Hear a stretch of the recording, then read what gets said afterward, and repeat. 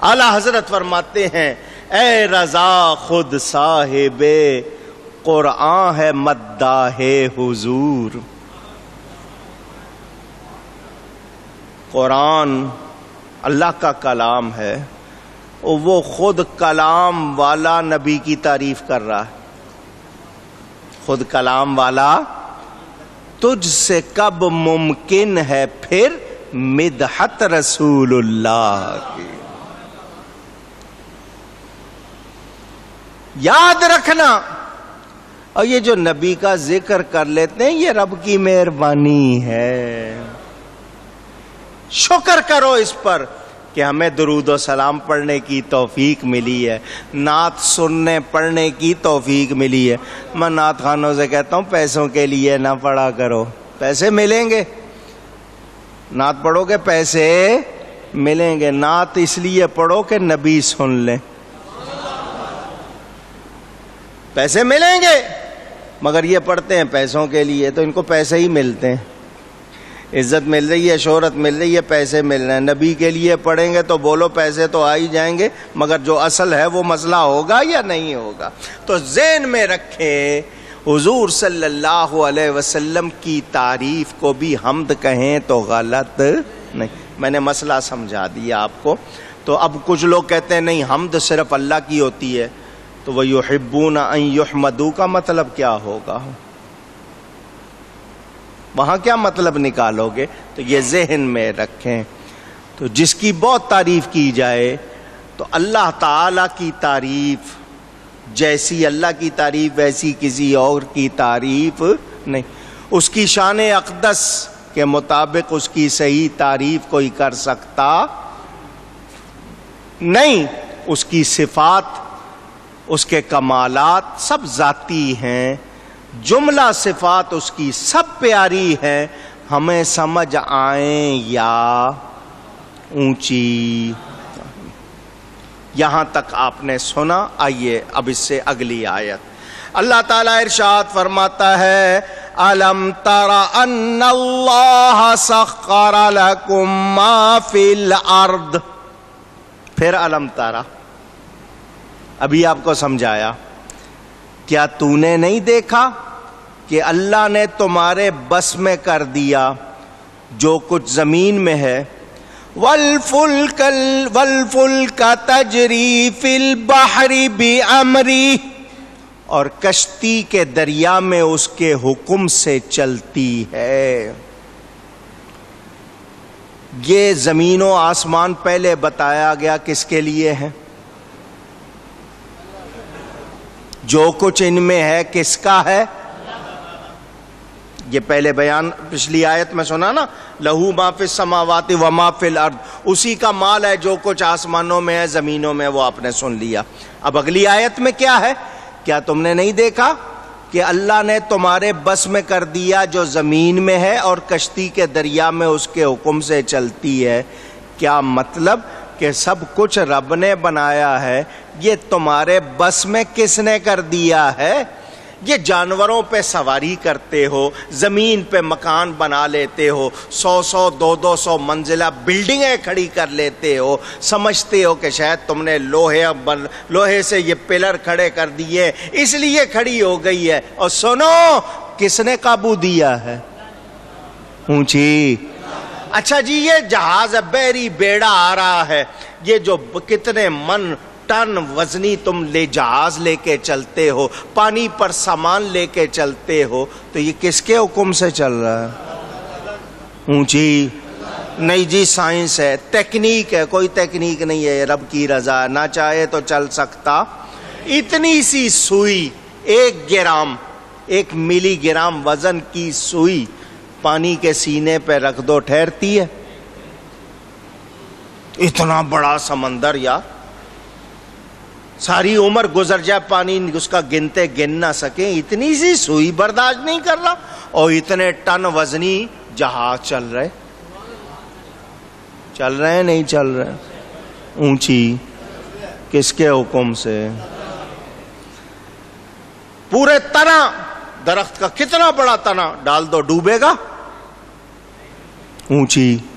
یہ لکڑی کو کون ترا رہا ہے؟ اونچی. یہ سوئی کو کون ڈبو رہا ہے؟ اونچی. تو یہ اپنے نام کھاتے میں نہ ڈالو، یہ رب کی عطا ہے، یہ رب کی مہربانی ہے. تیرنے والے اور ڈوبنے والے، صوفیوں والی ایک بات کر لوں. تیرنے والے اور میں نے کتاب میں پڑھا کہ ولی 3 قسم کے ہوتے ہیں. کتنی قسم کے؟ ایک ہوتے ہیں لکڑ، ایک ہوتے ہیں پتھر، اور ایک ہوتے ہیں پتھر. پتا، درخت کا پتا، پتھر، لکڑی، لکڑ، اور یہ جو مٹی کا ہوتا ہے پتھر. کہتے ہیں 3 طرح کے ہوتے ہیں. پتھر اگر آپ ڈالو گے تو وہ تیر سکتا، اونچی. پتا جو ہے وہ اکیلا خود تیر لے گا، اس پر کوئی چیز رکھ دو تو وہ دونوں جائیں گے. لکڑی وہ ہے خود بھی تیر لے گی، اس کے ساتھ کوئی لگا دو وہ بھی اونچی. بعض پیر بنے ہوئے پیر ہیں نہیں، بنے ہوئے پیر ہیں نہیں، بنے ہوئے وہ ہیں پتھر. اور کچھ نیک بندے ہیں، دعوے بڑے ہوں گے لیکن بس اتنا ہی ہے کہ خود تیر لیں. اور کچھ لکڑی کی طرح خود بھی تیر رہے، جو ساتھ لگ جائے ان کو بھی ترا رہے ہیں. سمجھ آئی نا بات؟ تو ہر ایک کا حال ایک جیسا نہیں ہے. اپنے آپ پر کوئی ناز نہ کرے. یاد رکھیں زمین و آسمان جو کچھ اس میں ہے سب اللہ کا بنایا ہوا، اللہ کے لیے، مگر اس رب نے مہربانی کی تمہارے قابو میں دے دیا. یہ جو کچھ کرتے ہو. اچھا ایک آیا والفلک تجری فی البحر بامری، کشتی اس کے حکم سے چل رہی ہے. تجری بامری، یہ لفظ یاد رہیں گے، قرآن کے الفاظ ہیں، اس کے حکم سے چلنا. حضرت سلیمان کا ذکر بھی قرآن میں ہے یا نہیں؟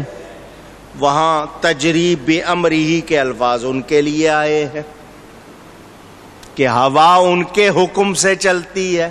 ہوا کس کے حکم سے چلتی ہے؟ قرآن میں اللہ فرما رہا ہے حضرت سلیمان کے لیے ہے، ان کے حکم سے. تو اللہ جس کے لیے چاہے، جس کے لیے جو چاہے کر سکتا ہے یا نہیں؟ تو حضرت سلیمان کو اللہ نے ہوا پر حکومت دی. ہوا ان کے حکم سے چلتی تھی. کہتے تھے آہستہ چل، آہستہ چلتی، کہتے تھے تیز چل، تیز چلتی تھی. تو اللہ تعالی حضرت سلیمان کو اتنا کچھ دیتا ہے، اپنے حبیب کو کیا کچھ نہیں دیا؟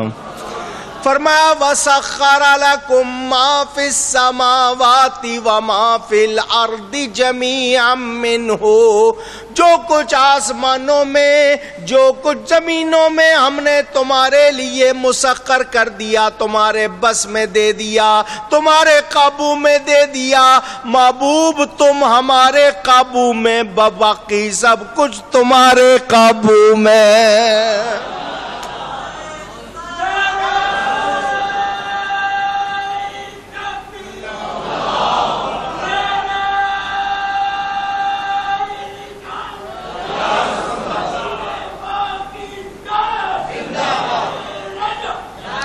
ہمارے تابع، ہماری خدائی تمہارے تابع. چاہو تو اشارے سے چاند دو ٹکڑے کر دو، چاہو تو ڈوبے سورج کو لوٹا دو. پتھروں سے کلمہ پڑھاؤ، درختوں کو چلاؤ، پتھروں کو چلاؤ، جو کرو محبوب تم ہمارے تابع، ہماری خدائی تمہارے تابع. تجری بامری. یاد رکھنا رب کسی کو طاقت دے تو مانیں گے یا نہیں مانیں گے؟ اونچی. بس وہی بیان. ہم نے کبھی یہ نہیں کہا کہ نبی اپنی طاقت سے کرتا نہیں. کس نے دی ہے؟ اللہ نے دی. یاد رہے یہ کشتی جو دریا میں چل رہی ہے، یہ جتنی دھاتے ہیں، نفع لیتے ہو ان سے، جو کچھ کرتے ہو، یہ ادھر کا سامان ادھر، ادھر کا سامان ادھر لاتے لے جاتے ہو، جہازوں میں کرتے ہو، یہ سب کچھ تمہارے لیے کس نے آسان کر دیا؟ رب تعالی نے کر دیا. وَيُمْسِكُ السَّمَاءَ أَن تَقَعَ عَلَى الْأَرْضِ إِلَّا بِإِذْنِهِ, اور وہ روکے ہوئے آسمان, پلر نہیں ہے, ستون نہیں ہے, کالم نہیں کھڑے ہوئے, بغیر ستونوں کے اتنے بڑے آسمان کو کون روکے ہوئے ہے کہ زمین پر نہ گر پڑے؟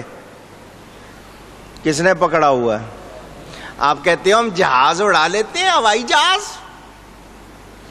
اور جی جتنا مرضی 30,000 40,000 50,000 فٹ کی بلندی پہ اتنے وزنی, کتنے ٹن, لاکھوں ٹن لے کے چل جاتے ہیں. جی انجن کی طاقت ہے. ما یمسکہن الا الرحمن. اور یہ پرندے اڑ رہے ہیں, ان کو کس نے تھاما ہوا ہے؟ کس نے تھاما ہوا ہے؟ اللہ کی مہربانی ہے. تم کچھ کر سکتے؟ اللہ نہ چاہے کوئی چیز رک سکتی ہے اونچی؟ یہ اللہ کی مہربانی. ٹھیک ہے تمہارے انجن میں طاقت ہے, مگر روکنے والا کون ہے؟ اللہ نہ چاہے بڑے کتنے انجن ہوں, کچھ کر سکتے؟ پوچھ رہا ہوں. یہ آسمان کسی چیز پر نہیں رکھا ہوا, کوئی ٹیبل ہو تو اس پہ رکھ دیا, ستون بھی نہیں ہے, پلر بھی نہیں ہے, ٹانگا ہوا ہے نہیں, کہیں باندھا ہوا ہے نہیں, اٹکایا ہوا ہے نہیں, یہ اللہ نے روکا ہوا. کس نے روکا ہوا ہے؟ اتنا بڑا آسمان اللہ فرماتا ہے ہم نے روکا ہوا ہے کہ کہیں زمین پہ نہ گر پڑے. کوئی ستون نہیں ہے. اس کی قدرت کو پہچانو, اس کی قدرت کو. واقعہ آپ کو سنایا تھا نا, موسیٰ علیہ السلام کے حوالے سے لکھا ہوا ہے سمجھانے کے لیے. یا اللہ تجھے نیند نہیں آتی؟ اللہ نے فرمایا نہیں. اونگ بھی نہیں آتی؟ نہیں. بڑی حیرانی کی بات کہ ہمارے تو نیند آ جائے تو کچھ قابو میں نہیں رہتا, تجھے اونگ بھی نہیں آتی؟ نہیں. اللہ نے دی فرمایا 2 شیشیاں لو, ایک رات, صرف ایک رات اٹھا کے کھڑے رہنا. شیشیاں کانچ کی بنی ہوئی بوتلیں اٹھا لو ہاتھ میں, ایک رات صرف. دیکھنا دھیان سے, کانچ ہے گر جائے ٹوٹ جاتا ہے, دھیان سے کھڑے رہنا. بہت اچھا جی. لیجئے جی رات شروع ہوئی, کانچ پکڑ کے کھڑے ہوئے ہیں, ہل رہے ہیں, ٹانگیں کھڑی رہنا مشکل ہو رہا ہے. بندہ ہے نا, ایک حالت میں کھڑا رہے, کبھی جناب تھوڑا سا سیدھا ہو کے کھڑے ہوئے, کبھی تھوڑا سا لوز ہوئے, ادھر گھومے, لیکن ہاتھ پکڑے ہوئے, جاگ رہے ہیں جاگ رہے ہیں جاگ رہے ہیں. نیند آنی شروع ہو گئی, نیند کا غلبہ, نیند کو روک رہے. آدمی پر جب نیند آ رہی ہوتی ہے, نیند روکنا کتنا مشکل ہوتا ہے. روک رہے روک رہے روک رہے, آخر اونگ آ گئی, جھٹکا گرا, ایک ہاتھ سے وہ کانچ گر کے ٹوٹ. فوراً احساس ہوا ہے یار یہ تو ٹوٹ گیا. آواز آئی, دیکھنا اب ایک رہ گیا ہے, دھیان سے. اچھا جی, دونوں ہاتھوں سے اس کو پکڑ لیا, بہت مضبوطی سے پکڑا ہوا ہے, لیکن نیند نے زور مارا. وہ بھی آواز آئی, تمہیں ایک رات کے لیے 2 ہلکے سے کانچ اٹھا کے کھڑے ہونے کو کہا, چند گھنٹے نہیں تھام سکے, ہمیں اونگ آ جائے تو یہ سارا نظام کیسے چلے گا. لا تأخذہ سنۃ ولا نوم, اس کو اونگ یا نیند پکڑتی نہیں, وہ ان سے پاک. رب کی نعمتیں ملی ہیں, شکر کرو. ہمارے لیے تو یہ نیند بھی نعمت ہے. جس کو نیند نہ آئی ہو, دماغ دیکھا اس کا کاٹنے کو پڑتا ہے, ہر بات میں چڑھ رہا ہوگا. بھوک اور نیند یہ 2 چیزیں انسان کو پاگل کر دیتی ہیں. اللہ تعالیٰ ان سب سے بیان جاری ہے انشاءاللہ. باقی تفصیل آئندہ گفتگو میں کہیں کوئی غلطی ہوئی ہو, اللہ کی بارگاہ میں توبہ کرتا ہوں. وآخر دعوانا ان الحمد للہ رب العالمین.